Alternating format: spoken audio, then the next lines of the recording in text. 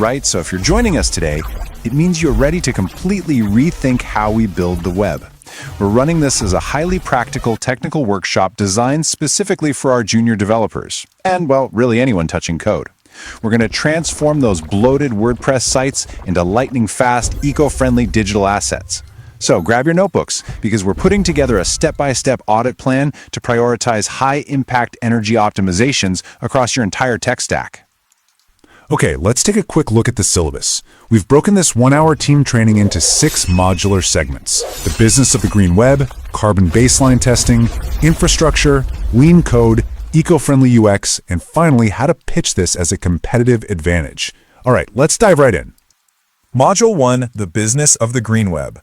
Because honestly, before you write a single line of PHP, we really need to understand the why behind what we're doing here. Just think about the sheer scale of this issue for a second. The collective energy consumption of the internet literally rivals entire countries. It's wild. Every single search query, every loaded image, it all requires physical electricity. Now, it's completely invisible to the user, sure, but the environmental impact is massive. And the reality is, optimizing for this, it's no longer just a fun side project for environmentally conscious developers. It is rapidly becoming a strict business requirement. And that brings us to the Energy Efficiency Directive, or EED. This 2026 EU mandate completely changes the game. Companies are now legally obligated to audit and report their digital sustainability metrics. And, yep, that includes their websites and server environments. Enterprise clients are flat out demanding energy-efficient web development to meet these strict compliance and ESG goals. Basically, if your agency can't build a green site, you simply aren't going to win the contract, period. Moving on to Module 2, Carbon Baseline Testing.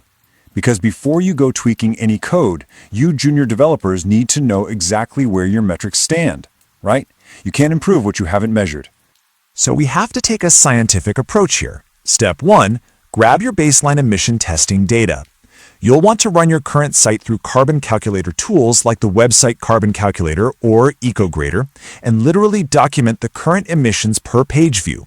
You absolutely need this baseline data first before altering anything, so you can actually prove to stakeholders and clients that your technical site improvements worked.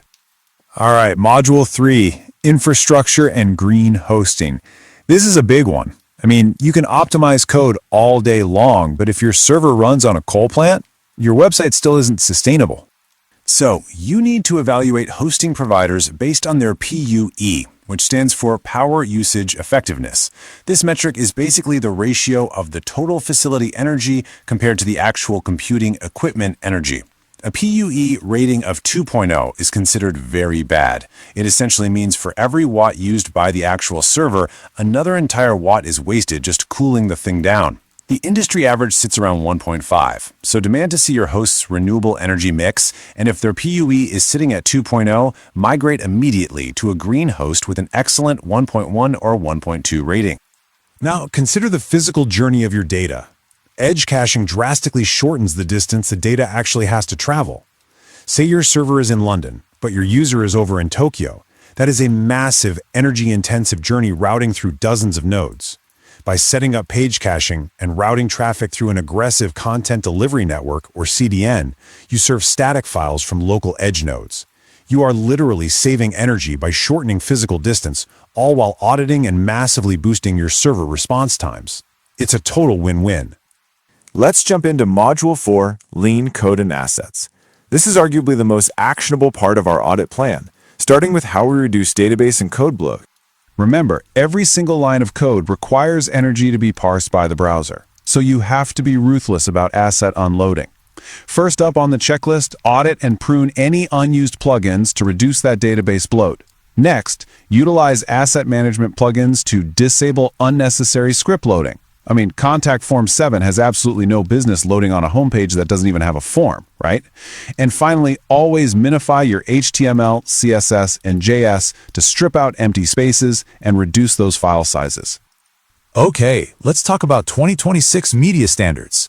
Images generally make up over 50% of a web page's total weight. You need to replace those heavy media files with modern AVIF formats, which offer up to 70% better compression than standard JPEGs. And take a look at your typography. External web fonts like Google Fonts require external DNS lookups, which just waste CPU energy and delays page loads. Ditch them. Switch to system fonts, or, if you absolutely must use custom typography, self-host a subsetted WAF2 file down to around 15 kilobytes. And hey, don't overlook your server processing efficiency. Updating to the latest stable version of PHP allows requests to be handled significantly faster, boosting efficiency and using far less CPU time than those clunky legacy versions. Oh, and here's a pro tip. Whenever possible, replace actual image elements with CSS gradients or shadows. CSS renders natively with minimal data transfer, which saves massive amounts of bandwidth compared to loading an actual image file. Moving on to Module 5, Eco-Friendly UX Accessibility. Here, we're going to align accessibility improvements directly with massive energy savings, specifically using WCAG 22 guidelines. There is this incredible win-win scenario with UX design. When you streamline user journeys, meaning, say, a user finds exactly what they need in 2 clicks instead of 5, you naturally stop the server from working overtime because you are significantly reducing the total server requests. Furthermore, aligning with accessibility standards by using the Prefers Reduced Motion CSS media query pauses heavy animations.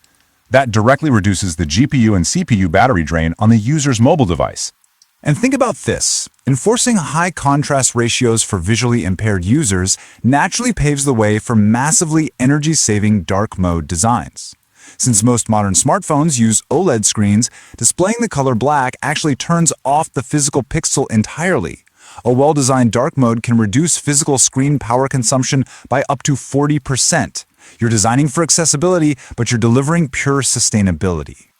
Finally, Module 6, Pitching the Competitive Advantage. So how do we actually sell this to the people holding the checkbooks? You really have to pitch sustainability to potential clients as a distinct competitive advantage for high-performance agency contracts, rather than just treating it like some environmental charity case. You tell them this practical audit plan guarantees their strict energy efficiency directive legal compliance requirements. You tell them leaner code definitively costs less to host and maintain over time. And you show them that faster, highly accessible sites rank higher in SEO and convert users at a much higher rate. When you frame it like that, it's a pure business win. So, as we wrap up this explainer, I want to leave you with a quick question. Which part of your digital infrastructure will you optimize first to build a faster, greener web? Are you going to tackle those image formats, evaluate your hosting PUE, or maybe finally start pruning those unused plugins? Take this step-by-step audit plan back to your desks. Share these insights with your team, and let's clean up the web together. Thanks for joining me today, and I'll catch you in the next one.